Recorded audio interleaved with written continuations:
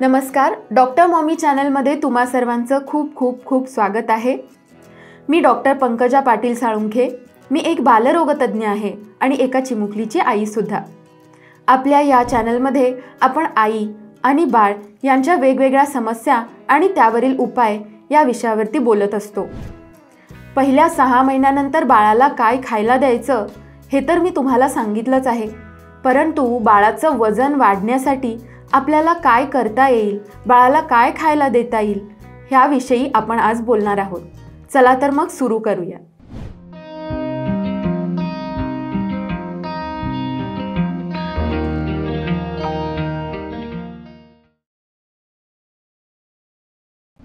बाळाचं वजन वाढण्यासाठी मी वेगवेगळे पदार्थ तर सांगणारच आहे, पण सगळ्यात शेवटी एक मला आवडलेली आणि जी मी फॉलो केलेली रेसिपी आहे ती तुम्हाला सांगणार आहे आणि ही व्हिडिओच्या शेवटी आहे, तर व्हिडिओ शेवटपर्यंत नक्की बघा। पहिला पदार्थ आहे बनाना।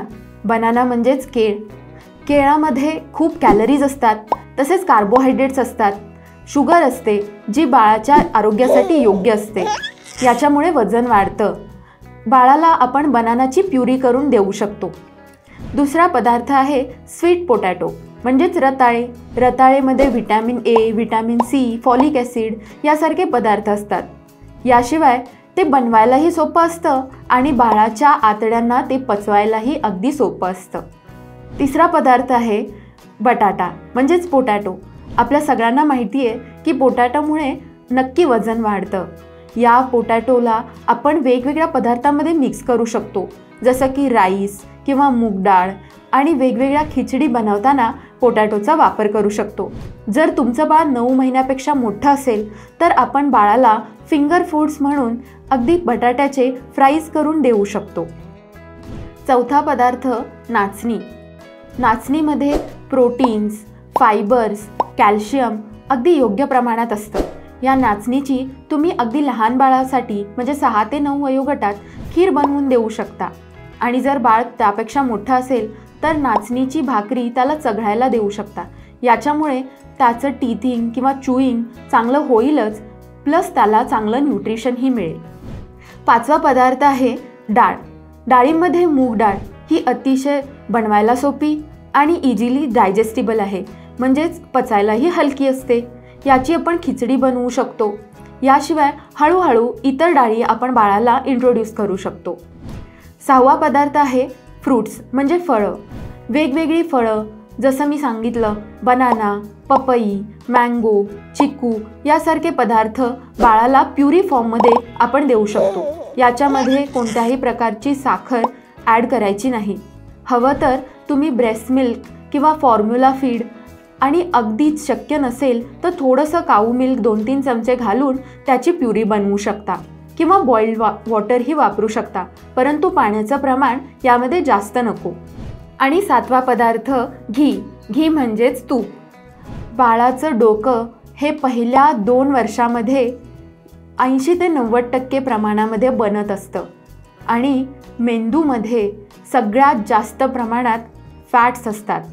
तुम्हाला जर तुमचं बाळ अतिशय हुशार पाहिजे असेल तर घीचा वापर नक्की बाळाच्या डाएटमध्ये करा, कारण ब्रेनमध्ये जे फॅट असतं, जे न्यूरॉन्स असतात, त्याच्या भोवती एक फॅटचं आवरण असतं। या फॅटमुळे बाळांची बुद्धिमत्ता तल्लख होते, आणि तुपामध्ये ओमेगा 3 किंवा ओमेगा 6 यासारखे इसेन्शियल फॅटी ॲसिड्स असतात, ज्याच्यामुळे या नर्वच्या भोवतीचं आवरण बनायला मदत होते। त्यामुळे बाळाचा IQ ही वाढतो। 8वा पदार्थ म्हणजे नट्स किंवा ड्रायफ्रूट्स। यामध्ये बदाम, काजू, अक्रोड यासारखे पदार्थ येतात। हे पदार्थ बाळाला कशा पद्धतीने द्यायचे, तर हे पदार्थ ड्राय करायचे आणि भाजून घ्यायचे, त्यानंतर मिक्सरमधून ग्राइंड करून घ्यायचे। त्याची जी पावडर बनते ती आपण वेगवेगळ्या पदार्थांमध्ये मिक्स करू शकतो। म्हणजेच एखादी खीर बनवली किंवा खिचडी बनवली तर त्याच्यामध्ये हे पदार्थ आपण मिक्स करू शकतो। 9वा पदार्थ म्हणजे एग। एग म्हणजेच अंडे। अंड्यामध्ये 2 पार्ट्स असतात, एक म्हणजे व्हाईट पदार्थ, बाजूचं आवरण असतं, आणि आतमधला योक म्हणजेच एगचा येलो पार्ट। बाळाला सुरुवातीला शक्यतो येलो पार्ट द्यायला चालू करा. याच्यामध्ये वेगवेगळे मिनरल्स आणि विटॅमिन्स असतात, तसंच याच्यामध्ये फॅटही असतात. जो बाजूचा पदार्थ असतो एग व्हाईट, ज्याच्यामध्ये प्रोटीन्स असतात. एग व्हाईटमुळे खूप साऱ्या बाळांना एगची ॲलर्जी होण्याचे चान्सेस असतात. तर शक्यतो एग व्हाईट दिल्यानंतर बाळाला ऑब्झर्व करा. यामुळेही या पदार्थामुळे किंवा वेगवेगळे नॉनव्हेजचे पदार्थ, चिकन, सूप यासारखे पदार्थ आपण बाळाच्या डाएटमध्ये ॲड करू शकतो. याच्यामुळे बाळाचं वजन वाढायला मदत होते. आणि आता 10वा पदार्थ जो माझा स्वतःचा खूप फेवरेट आहे. या पदार्थामध्ये मी तुम्हाला एक रेसिपी सांगणार आहे. पोहे घ्यायचे, ते थोडे 2-3 तास भिजत ठेवायचे. त्यानंतर खजूर, आमंड म्हणजेच बदाम भिजत ठेवायचे. भिजून ते थोडेसे मऊ झाले की आपण ते मिक्सरमध्ये ग्राइंड करून घ्यायचे. त्याच्यामुळे त्याची एक पेस्ट निर्माण होते. ही पेस्ट आपण तव्यावरती व्यवस्थित भाजून घ्यायची. याच्यामध्ये आपण मोठा बेबी असेल तर गूळ पण ॲड करू शकतो. यामध्ये घी ॲड करायचं, म्हणजेच तूप ॲड करायचं. आणि बाळाला कधी कधी तर आपण ह्यामध्ये एग म्हणजे अंडही खिसून घालू शकतो.